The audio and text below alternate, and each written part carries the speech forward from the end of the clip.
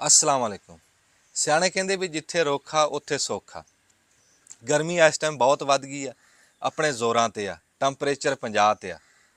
मैं पुछदा भी ये जिहड़ी धरती तंदूर बनी आ, ये कोई रब ने बनाई है? ना, ये तूं ते मैं बनाई है। सियाणे कहते भी रुख जिहड़े आ ये धरती दा गहना हुंदे।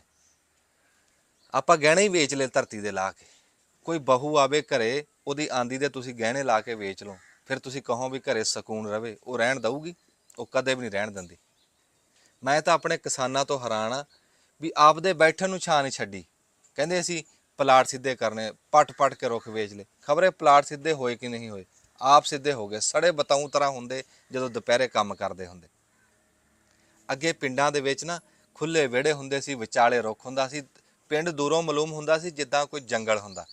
ਹੁਣ ਤਾਂ ਪਿੰਡਾਂ ਦੇ ਵਿੱਚ ਸਾਡੀ ਤੁਸੀਂ ਕੌਮ ਦਾ ਇਹ ਹਿਸਾਬ ਲਾਓ, ਸੋਚ ਦਾ, ਦਿਮਾਗ ਦਾ, ਵੀ 200 ਰੁਪਏ ਦਾ ਲਿਆ ਕੇ ਰੁੱਖ ਨਹੀਂ ਲਾਉਂਦੇ, 2 ਲੱਖ ਦਾ ਲਿਆ ਕੇ ਏਸੀ ਟੰਗ ਲੈਂਦੇ।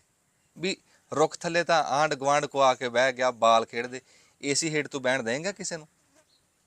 ਸਿਆਣੇ ਕਹਿੰਦੇ ਵੀ ਸਵੇਰ ਦਾ ਭੁੱਲਿਆ ਕੋਈ ਸ਼ਾਮ ਨੂੰ ਘਰੇ ਆ ਜੇ ਨਾ, ਉਹਨੂੰ ਭੁੱਲਿਆ ਨਹੀਂ ਕਹਿੰਦੇ। ਸਾਰੇ ਕੰਮ ਸਰਕਾਰ ਨੇ ਨਹੀਂ ਕਰਨੇ, ਕੋਈ ਤੇਰੇ ਮੇਰੇ ਕਰਨ ਦੇ ਵੀ ਆ। ਜਿੱਥੇ ਥਾਂ ਲੱਭਦੀ ਆ ਆਪਣੇ ਬੂਹੇ ਅੱਗੇ ਵਿਹੜਿਆਂ ਵਿੱਚ ਰੁੱਖ ਲਿਆ ਕੇ ਲਾਓ। ਕੋਈ ਇਹ ਨਹੀਂ ਤੇ ਗਾਹਾਂ ਨੂੰ ਤਾਂ ਦੁਪਹਿਰ ਨੂੰ ਕੰਮ ਹੀ ਨਹੀਂ, ਗਰਮੀਆਂ ਗਰਮੀਆਂ ਕੰਮ ਹੀ ਨਹੀਂ ਹੋਇਆ ਕਰਨਾ 6 ਮਹੀਨੇ, ਜੇ ਇਹੀ ਹਾਲਾਤ ਰਿਹਾ। ਸਿਆਣੇ ਕਹਿੰਦੇ ਵੀ ਜਿੱਥੇ ਰੁੱਖ ਨਾ ਹੋਵੇ ਉੱਥੇ ਰਿੰਡ ਪ੍ਰਧਾਨ ਹੁੰਦੇ। ਹੁਣ ਨਾ ਰੁੱਖ ਆ ਨਾ ਰਿੰਡ ਆ, ਬਣਾ ਲਓ ਪ੍ਰਧਾਨ। ਸਾਡੇ ਇੱਥੇ ਗਵਾਂਢ 'ਚ ਉਹ ਮਿਸਤਰੀ ਲੱਗੇ, ਉਹ ਬੰਦਾ ਕੰਧ ਬਣਾਵੇ ਪਿਆ ਤੇ ਅੱਗੇ ਏਡਾ ਵੱਡਾ ਪੀਪਲ ਦਾ ਬੂਟਾ ਆ। ਲੈ ਮਿੰਟ ਮਾਰਿਆ ਉਹਨੇ, ਕੁਹਾੜੀ ਚੱਕੀ, ਬੂਟਾ ਵੱਢ ਕੇ ਉਹ ਮਾਰਿਆ।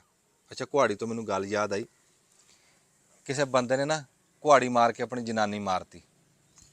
ਪੁਲਿਸ ਫੜਨ ਆਈ ਨਾ ਤੇ ਪੁਲਿਸ ਨੂੰ ਲੈ ਕੇ ਚੱਲੀ ਤੇ ਉਹ ਗੁਆਂਢੀ ਬੜਾ ਤੜਫੇ ਵੀ ਇਹ ਬੰਦਾ ਹੀ ਗੰਦਾ ਲਾਹਨਤੀ ਬੰਦਾ। ਉਹ ਥਾਣੇਦਾਰ ਨੇ ਪੁੱਛਿਆ ਵੀ ਤੇਰੀ ਮਰਨ ਵਾਲੀ ਕੋਈ ਰਿਸ਼ਤੇਦਾਰ ਸੀ? ਉਹ ਕਹਿੰਦਾ ਨਾ ਨਾ, ਮੇਰੇ ਇਹ ਕੁਛ ਨਹੀਂ ਲੱਗਦੇ, ਮੈਂ ਤਾਂ ਤੈਨੂੰ ਇਹਨਾਂ ਦੇ ਕਰਤੂਤ ਦੱਸਦਾ ਵੀ ਸਵੇਰੇ ਮੈਂ ਕੁਹਾੜੀ ਮੰਗਣ ਗਿਆ, ਮੈਨੂੰ ਕਹਿੰਦਾ ਸਾਡੇ ਕੁਹਾੜੀ ਹੈ ਹੀ ਨਹੀਂ। ਹੁਣ ਕਿੱਥੋਂ ਆ ਗਈ ਕੁਹਾੜੀ?